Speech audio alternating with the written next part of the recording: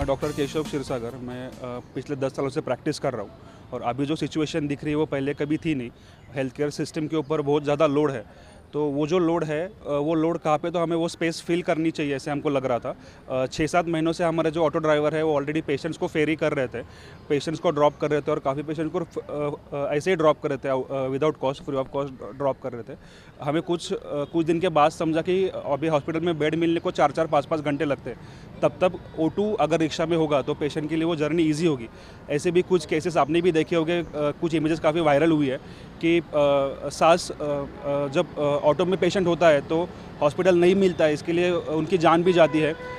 तो ये अगर हम लोग कुछ हद तक रोक सके तो हमने इसलिए ट्राई किया कि ऑक्सीजन सिलेंडर रिक्शा में फ़िट किया है।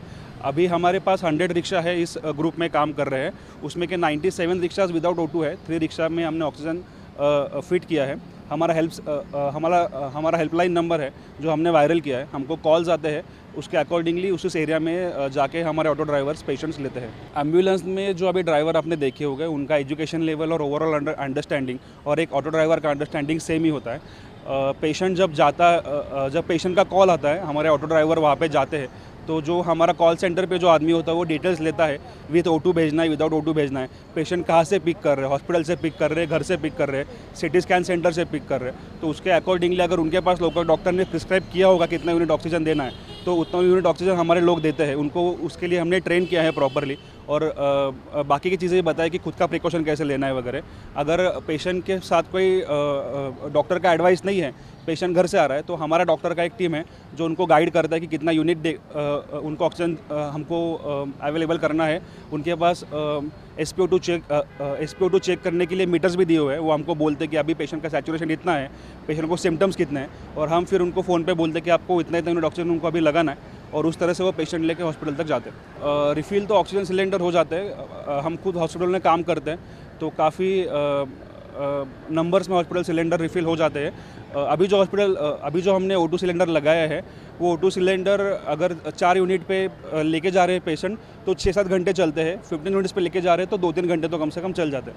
हमारे यहाँ पे बहुत सारे मेरे घर में जो लोग हैं वो इसी व्यवसाय में है, जो रिक्शा चलाते हैं, प्रोफेशन में है काफ़ी सालों से। हमारा ऑलरेडी एक ग्रुप था। हम जो रिक्शा वालों ने अभी लॉकडाउन की वजह से जिनके घर में डेथ हुई है, कुछ लोगों ने जान भी दी है, आत्महत्या की है, सुसाइड की है, उनको हेल्प करने के लिए हमने एक ग्रुप बनाया था।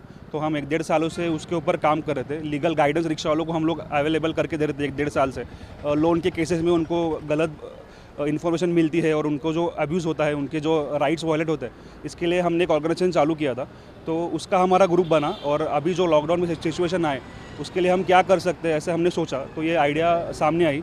आप अगर आपने देखा होगा कि 1 साल से रिक्शा वालों का इनकम ऑलमोस्ट 0 रुपीज़ है, क्योंकि लॉकडाउन है और बिज़नेस ही नहीं है। तो हमें लगा कि अगर हम इस तरह से सर्विस चालू करते हैं तो पेशेंट को एम्बुलेंस, जो आज O2 के साथ एम्बुलेंस मिलता है वो 2,500 या 3,000 रुपये तक उसके चार्जेस होते हैं। वही एम्बुलेंस O2 का जो फैसिलिटी हम लोग रिक्शा में एकदम सस्ते में ऑलमोस्ट 200-300 रुपये में अवेलेबल करके दे सकते हैं। उसके साथ ही जो मेरे लोग इसमें काम कर रहे हैं, ऑटो ड्राइवर्स, उनको भी कुछ इनकम मिले। तो फेयर कैसे है? फेयर जो RTO ने तय किया है, जो फेयर जो लेते हैं अभी उसी हिसाब से फेयर लेते हैं, डिस्टेंस के हिसाब से।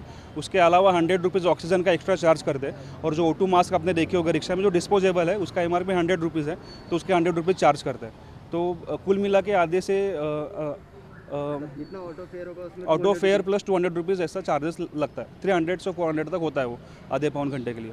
एक्चुअली हमारा जो ये इसका नाम है, जो बगतोई रिक्शा वाला जुगाड़ एम्बुलेंस इसका नाम है, और हम लोग हमारा हेल्पलाइन नंबर है। हेल्पलाइन नंबर से हमको कॉल आता है कि तुमको ऐसा ऐसा पेशेंट है, वो पेशेंट को O2 की ज़रूरत है या नहीं है, उधर से हमको समझता है। आधा घंटे के लिए या पौन घंटे के लिए हम मैक्सिमम 100 रुपये लेते हैं। और जो O2 मास्क है, O2 मास्क का जो बाज़ार में कीमत है 120 या 100 रुपये तक उसका प्राइस है, तो उसको उतना ही लेते हैं हम लोग, ज़्यादा नहीं लेते। और जो मीटर का रीडिंग आएगा वही हिसाब से हम लोग उसका पैसा लेते हैं। और जिसके पास पैसा नहीं होगा उसको फ्री? अगर जिसके पास पैसा नहीं है तो उसको हम लोग फ्री सेवा देते हैं। गाड़ी को सैनिटाइज भी हम लोग हमारे कंट्रीब्यूशन से, जो हमारा फंड जो है उसमें से हम लोग करते हैं।